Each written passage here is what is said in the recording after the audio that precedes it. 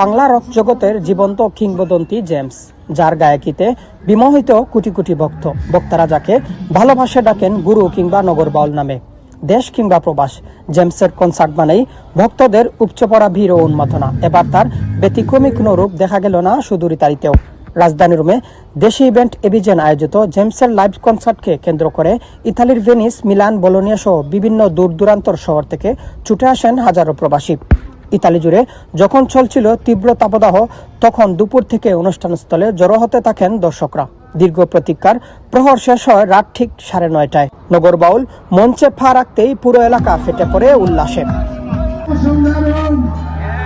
একের পর এক গাইতে থাকেন তার জনপ্রিয় কালজয়ী সব গান। গুরুর সুরের জাদুতে দর্শকরা নিমেষেই ভুলে যান সারাদিনের ক্লান্তি আর তীব্র গরমের অনুভূতি। মঞ্চের সুরের সাথে কণ্ঠ মিলিয়ে পুরো এলাকা সুরের সাগরে ভাসিয়ে দেন উপস্থিত প্রবাসীরা।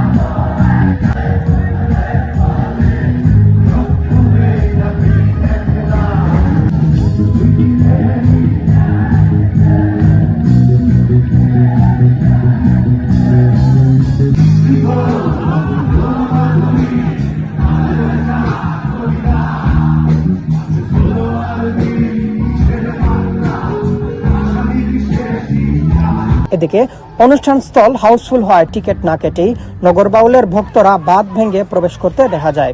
জেমস গুরুর গান শুনে আমরা অনেক খুশি। এই ইতালি মাটিতে এই প্রথম এত ব্যাপক আকারে আয়োজন। জেমসের থেকে এতটা আশা করি না যতটা আমাদেরকে দিয়েছে। আজকে আমরা পরিবার নিয়ে আমরা এখানে অনুষ্ঠানে আমরা উপভোগ করার জন্য আসছি। জেমসের প্রতিটা গান, একটা গান বলবো না, প্রতিটা গান ভালো লাগছে। জেমস রুমে আসছে, লাইভ কনসার্ট উপভোগ করছি, এরপরে আর কিছু বলার থাকে না। অনুভূতি ভাষায় প্রকাশ করার মতো না। গুরু যখন বলেছে আমরা তোমাকে ভালোবাসি, মানে আমরা পাগল ভক্ত। জেমস ভাই এতদিন পর আমাদের বিদেশের মাটিতে, এতদিন পর ইতালির রোম শহরে আবারও ফিরেছেন আমাদেরকে শুধুমাত্র আনন্দ দেওয়ার জন্য। অনেক দিনের পরে 5 বছর কনসার্ট শুনে পানিতে ঝাঁপ দিছিলাম, এখানে তো পানিতে ঝাঁপ দেওয়ার মতো অবস্থা হয় নাই, খুবই আনন্দ করছি। আজকে আমাদের জন্য, রোম শহরের জন্য, রোমের সবার জন্য এত সুন্দর একটা আয়োজন। জেমস, অলওয়েজ জেমস, আমরা তার দীর্ঘজীবী কামনা করি। তবে এই আয়োজনের পিছনে ছিল নানা প্রতিকূল আবহাওয়া ও নানা চ্যালেঞ্জ পেরিয়ে দীর্ঘ এক যুগ পর কনসার্টটি সফলভাবে সম্পন্ন করতে পেরে উচ্ছ্বাসিত আমিষি বাংলা ফেস্টিভ্যালের কর্ণধার হুসাইন আহমেদ মুয়াজ। তিনি এরকম আয়োজনে সার্বক্ষণিক সকলের সহযোগিতা কামনা করেন। 12 বছর পর জেমস ভাই রোম শহরে এসেছেন। ধন্যবাদ জেমস ভাইকে এবং রবিন ভাইকে যে আমাদেরকে দেশ ইভেন্টকে আমাদেরকে বিশেষ করে আয়োজন করার জন্য সুযোগ দিয়েছেন। আমরা বাংলাদেশের আমাদের যেই সকলের আমাদের সহযোগিতা প্রয়োজন একটি আয়োজন করার জন্য।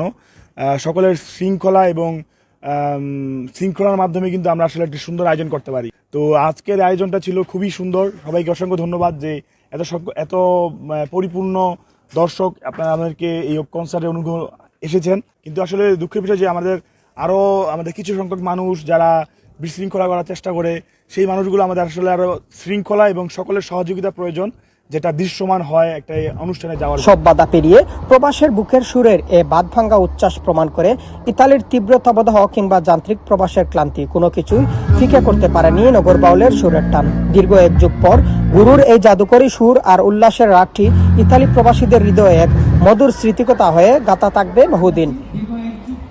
ইতালি থেকে মিনহাজ হোসেন,